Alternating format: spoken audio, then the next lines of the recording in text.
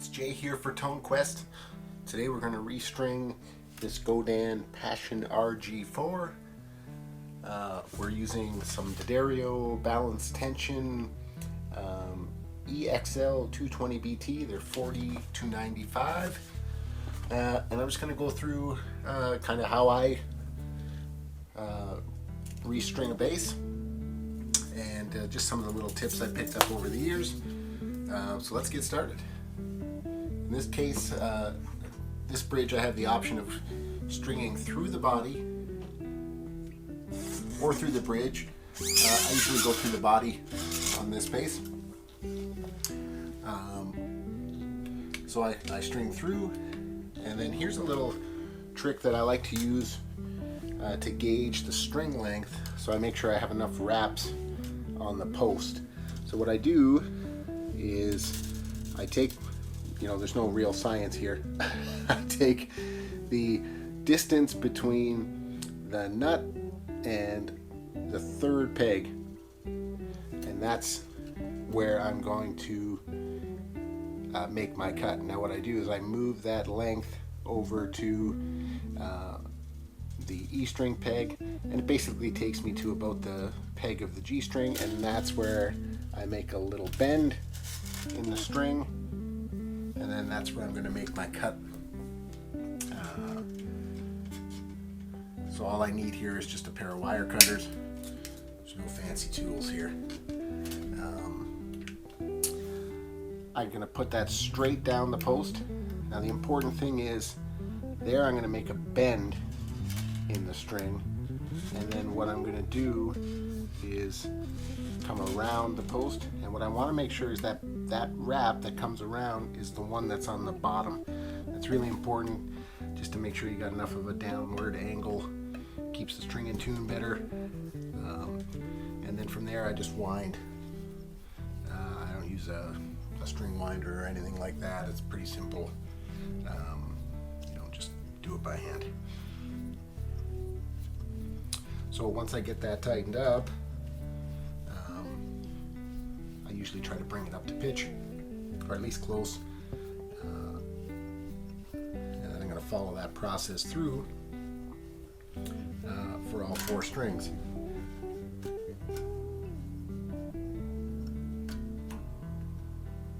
And that's about it for now. I'm going to follow the same process for my A string. I usually change them one at a time.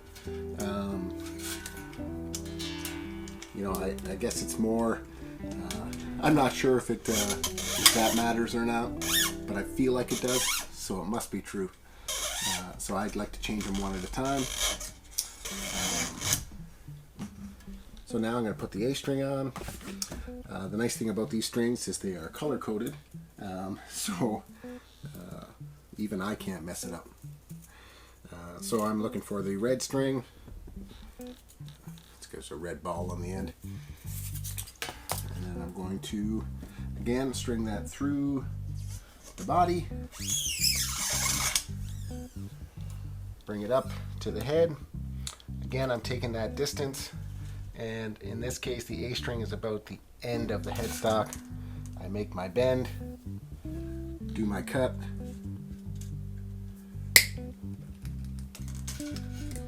follow the same process straight down the post until it hits. That's kind of a downward bend. Bring the string around, make sure the wrap goes to the bottom. Again, creates that downward angle. String stays in tune better. And again, just do the wind. And again, I'm kind of pulling on the string as well, just to make sure that that wrap stays to the bottom, and also that it's nice and tight on the post. Again, kind of bringing it close to pitch. Then I'm on to the D string.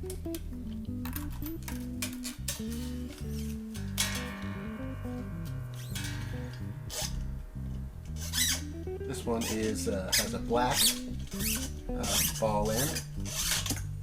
So I grab that from my set, make some noise.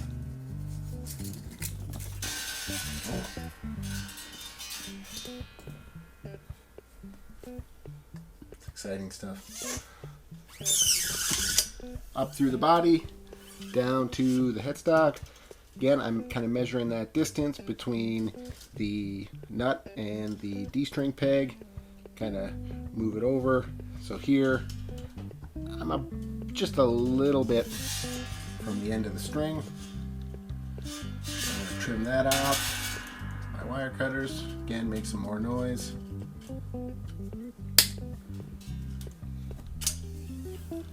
Straight down the post. Nice tight wrap.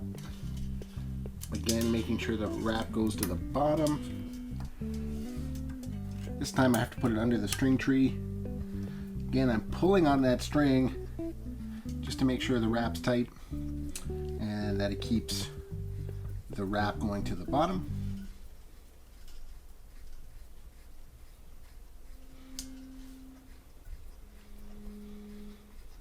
And just a nice wind. Try to get that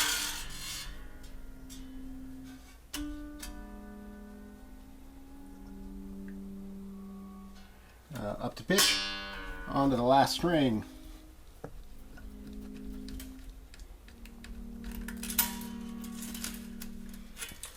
And then obviously I'm following the same process. This one has a green end on it. It's also the last string, so therefore, by the process of elimination, we've done it. Now in this case, I'm kind of near the end, so I basically usually use the whole G. Sometimes I'll trim off the little end on it, where the string kind of ends the wrap, and the kind of the core is exposed, so I'll cut that part off. Again, same process, really just making sure that my wrap is nice and solid and that it stays to the bottom. So there, I didn't have it at the bottom. Just clean that up, make sure it's under the tree, and then once again pulling on that string to get a nice tight wrap.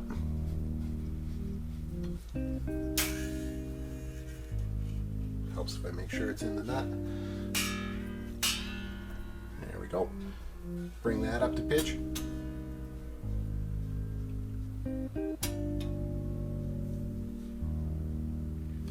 And now I'm basically in pitch. So here's where I'll kind of finish things off. From that point, I'll use my tuner, this fancy D'Addario tuner. It's got bright lights. I like it. So I'll kind of double check my pitch. That was pretty close. Not on that one. And then what I'll do is I want to make sure that I'm going to stay in good tune. So here's a couple little things I've picked up over the years. One is I just put a little bit of pressure where the string goes over the bridge. So I'm just pushing that just to kind of create that bend in the string. So that's one thing. The other thing that I do then is, this is something I picked up from Billy Sheehan on an instructional video years ago. I take the string and I just pull kind of on the string, really just trying to stretch it out, try to get a little bit of, again, more tightness on the post, pull that a little bit, and then I just do a series of crazy bends on each string.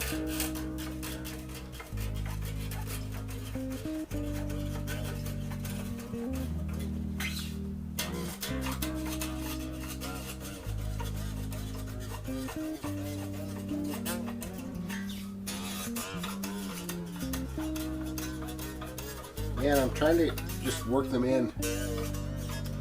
I'm not a huge fan of the sound of brand new strings. usually like them about a week or so after. Now what I notice is that when I do that, I'm way out of tune now. So one thing that helps with is just getting your tuning to stay longer. You know, once the strings are kind of nice and tight on the pose and kind of worn in a little bit, this bass rarely goes out of tune.